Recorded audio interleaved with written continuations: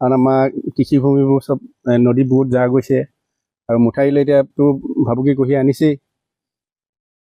এইখিনিতে আমিতো এই নদী কাষৰীয়া মানুহ, আমি খেতিৰ ওপৰতে নিৰ্ভৰ কৰি, বাম খেতিৰ ওপৰতে নিৰ্ভৰ কৰি চলি থাকোঁ। গতিকে আজি এই নদী বুকুত এই খেতি মাটিবোৰ যা যোৱাত আমাৰ যথেষ্টখিনি প্ৰব্লেম হৈছে। খেতি কৰিবলৈ মাটি নাইকিয়া হৈছে। ডেইলি 2 নল 3 নল 1.5 নল সেনেকুৱাকৈ খহিয়ে থাকে গৰাটো। এইটোতো আজি বছৰ দি খহি আছে বাৰু। আজি এতিয়া জেঠ মাহত যিটো ডাঙৰ পানীবান হৈছিলে, তাৰ পৰা প্ৰায় 40-50 মিটাৰ খহি গৈছে নদী বুকুত মাটি। কাষতে আকৌ মুঠাৰিটো আছে। আমাৰ মুঠাৰিটো যদি খহি যায়, আমাৰ 3 নং বৰ্ড হ'বলগী বা সকলোগুৰি গাঁৱৰে নিশেষ হৈ যোৱা ভৱিষ্যতলৈ সম্ভাৱনা আছে। যদি এনেকৈ যদি প্ৰতিদিনে গৰা যদি খহনীয়া প্ৰতিৰোধ যদি কৰা নাযায়, গতিকে ভৱিষ্যতলৈ আমাৰ সকলোগুৰি গাঁৱলৈ নিশ্চয় ভাবুকি কঢ়িয়াই আনিছেই। চৰকাৰলৈ এটা আহ্বান মোৰ যে অতি সোনকালে আমাৰ নদী গৰাখহনীয়া প্ৰতিৰোধটো কৰি দিয়ে। জেঠ মাহৰ পৰা মানে প্ৰথম বানপানী এটা আহিছিলে ডাঙৰকৈ।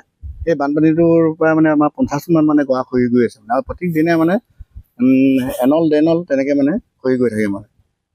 তেনেকৈ আৰু আমাৰ খেতি কৰিবলৈ এতিয়া মাটি চাটি এইবোৰ নাই, এতিয়া অসুবিধা হৈ গৈছে। তাৰপিছত আমিতো খেতি কৰি মেলি আমাৰ ঘৰ পোহপাল দিওঁ, তেনেকুৱা ল'ৰা ছোৱালী স্কুল লৈ তেনেকৈ হেৰি কৰোঁ। এতিয়াতো আমাৰো উপায় নাইকিয়া হৈছে। চৰকাৰলৈ এটা অনুৰোধ আৰু মোৰ ফালৰ পৰা মানে অতি সোনকালে মানে আমাৰ যেনেকৈ প্ৰটেকশ্যন দিয়ে নদী গৰাখহনীয়া। এইটো মুঠাৰি এটা আছে, এইটো মানে আমাৰ আঘোণি বাৰীৰ পৰা খৰাঙলৈ এটা মুঠাৰি এটা বনাইছে। মুঠিটো এতিয়া বৰ্তমান এতিয়া সেইটো কাৰ্পেটিং হৈ গৈছে। এইটো মুঠাৰিটো বনাইতো একো লাভেই নাই, যিমতে মানে আমাৰ নদী গৰাটো খহি গৈছে। তেনেকৈ আজি বোলে তেনেকৈ আৰু 1-2টা বানপানী আহিলে আমাৰ মুঠাৰি কাষই পাবগৈ আৰু মুঠাৰি মানে। আৰু এতিয়া যেনেকৈ মানে এটা বানপানীতে 40 ফুট লৈ গুচি গৈছে, 3টা নদীতে 30 ফুটমান গুচি যাবগৈ। তেনেকৈ গৰা কাষৈ মুঠাৰি কাষই পাবগৈ মানে।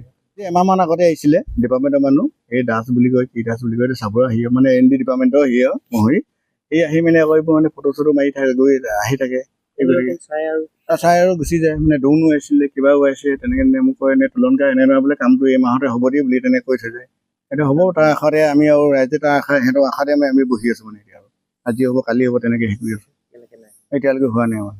যিকোনো খবৰৰ বাবে যোগাযোগ কৰক 7099017330 লগতে 7099017110 নম্বৰত।